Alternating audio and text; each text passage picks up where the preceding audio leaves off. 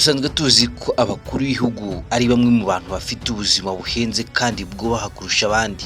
Bagira imodoka zidasanzwe, amazu arinzwe cyane, indege zihenze ndetse n'itsinda rinini ry'umutekano ribaherekeza aho bageze hose. Iyo umuntu abonye ubuzima bwabo, akenshi yumva ko ari bwo rwego rwo hejuru rw'ubutunzi umuntu ashobora kugeraho.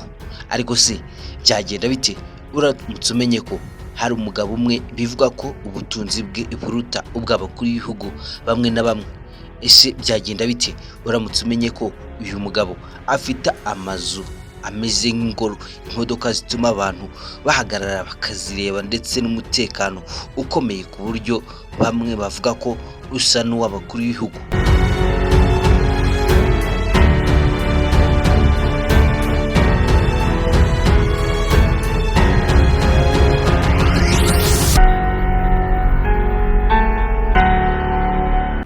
Uyu munsi tugiye kuvuga ku mugabo Thabo Mbeki, umugabo wavukiye mu gace ka Soweto muri Johannesburg, aho ni muri Afurika y'Epfo.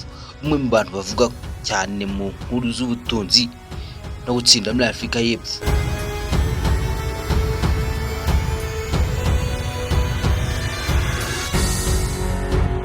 Mbaye ikaze, icyo mbibutsa no kureba iyi video yose kugera ku musozo kugira ngo tuze kujyana mu butunzi bw'uyu mugabo, turebe ubutunzi atunze. Ikindi nkwibutsa gukora like na subscribe kugira ngo uzajye ukomeza kubona ibyegeranyo dukomeza tubagezaho umunsi ku wundi.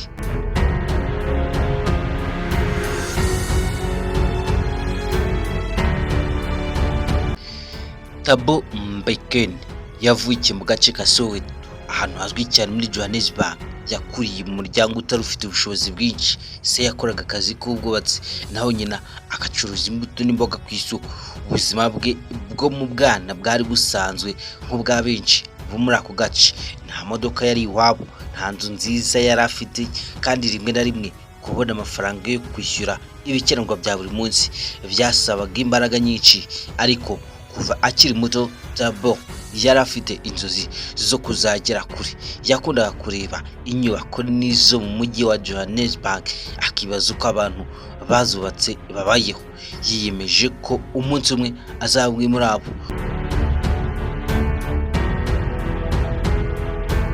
Akiri umusore muto yatangiye gukora imirimo itandukanye kugira ngo agire ubuzima bwiza. Yakoraga mu bubiko bw'ibikoresho by'ubwubatsi, agafasha mu gutwara imizigo no mu yindi mirimo yoroheje. Amafaranga yabonaga ntiyari menshi, ariko yayabungabungaga neza. Nyuma y'igihe yatangiye kugura no kugurisha ibikoresho by'ubwubatsi ku giti cye. Uko inyungu zagendaga ziyongera, niko yatangiye kubona amahirwe mashyashya.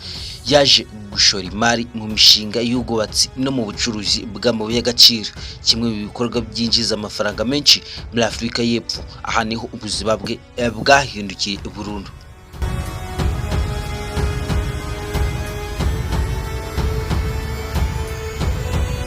Ese ni gute umwana wakuriye mu buzima budasanzwe yaje kuba umwe mu bantu bafite umutungo munini muri Afurika y'Epfo?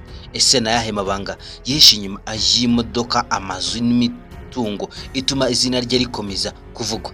Kandi ni ukubera iki umutekano we utegurwa nk'uwo mukuru w'igihugu kandi atari umunyapolitike? Niba ushaka kumenya ibisubizo by'ibibazo byose, komeza gukurikirana iyi nkuru kugeza ku musozo, kuko uko tugenda twinjira mu buzima bwa Thabo, niko turushaho kubona uburyo urugendo rwe rwatunguye abantu benshi. Mu myaka yakurikiyeho ibikorwa bye byagutse cyane. Yashyize ibigo byinshi bikora mu nzego zitandukanye zirimo ubwubatsi, ubwikorezi, amahoteli n'ikoranabuhanga. Bivuga ko amafaranga yinjizaga buri munsi yarangana n'ay'abantu bamwe bakoresha imyaka myinshi. Uko ibikorwa bye bikura, niko n'umutungo we wiyongeraga. Mu gihe abandi bacuruzi bagiraga uruganda rumwe cyangwa bibiri, we yari amaze kugira ibikorwa bikorera mu mijyi itandukanye iyo muri Afurika y'Epfo ndetse no hanze yaho. Kimwe mu bintu byatumye abantu benshi bamumenya ni uburyo yakundaga kugaragaza ubutunzi bwe. Akunze kugaragara yambaye imikufi minini ya zahabu ibengerana ku buryo umuntu wese amubonye ahita ayibona. Haravuga ko imwe mu mikufi yambara ifite agaciro kangana n'inzu nziza mu mijyi ya Johannesburg. Nubwo ayo makuru atigeze yemezwa ku mugaragaro, yakomeje gukwirakwira ku buryo abantu benshi bamwita umwami wa zahabu. Iyo yitabira ibirori cyangwa se inama zikomeye, abantu benshi bahita bafata amafoto kugira ngo berekane imitako idasanzwe. Imodoka ze nazo zatumye avugwa cyane. Mu magarage harimo imodoka nyinshi zihenze cyane, hari iyo agendamo buri munsi, izo akoresha ibirori byihariye ndetse n'izindi zibanga zakozwe ku buryo bwihariye. Iyi imwe muri zo yagaragara mu muhanda wa Johannesburg cyangwa se Cape Town, abantu benshi bahita bahagarara bakayireba. Bamwe bavuga ko amafaranga yakoreshejwe mu kudoda imwe mu myenda yambara ari menshi cyane. Abakunzi b'imodoka bakunda gukurikirana amafoto n'amashusho y'ibyo binyabiziga kuko ari bimwe mu bihenze cyane biboneka muri Afurika. Ariko ubutunzi bwe ntibwagarukiye ku modoka n'imitungo gusa. Afite amazu n'ingoro zitandukanye mu bice byiza cyane bya Afurika y'Epfo.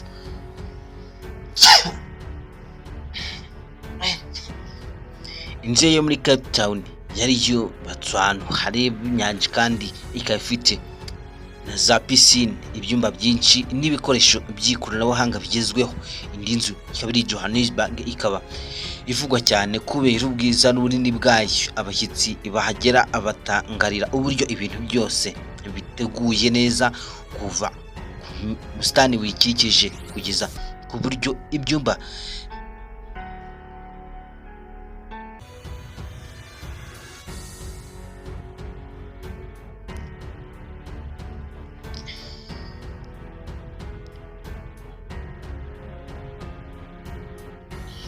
uko ubutunzi bwe bugenda bwiyongera niko umutekano we nawo ugenda ukomera. Thabo Mbeki ntago yakundaga cyane kugera wenyine.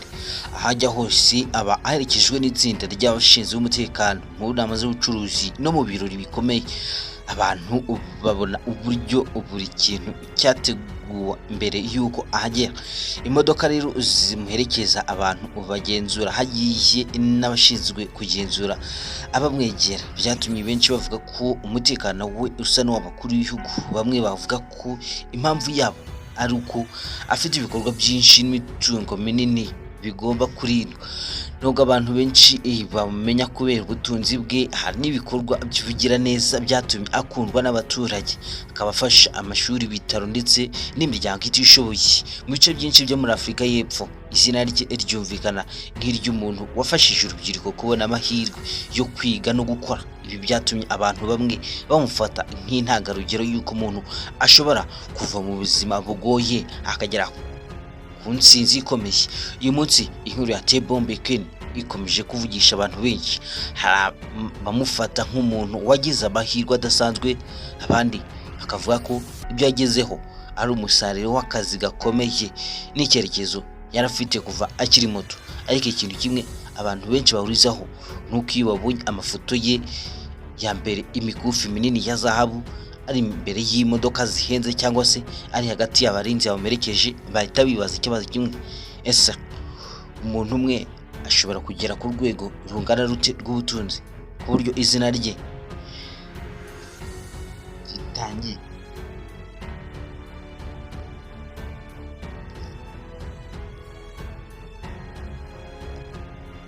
tumye benshi bavuga ko umutekano we usa n'uw'abakuru b'ibihugu. Bamwe bavuga ko impamvu yabo ari uko afite ibikorwa byinshi n'imitungo minini bigomba kurindwa.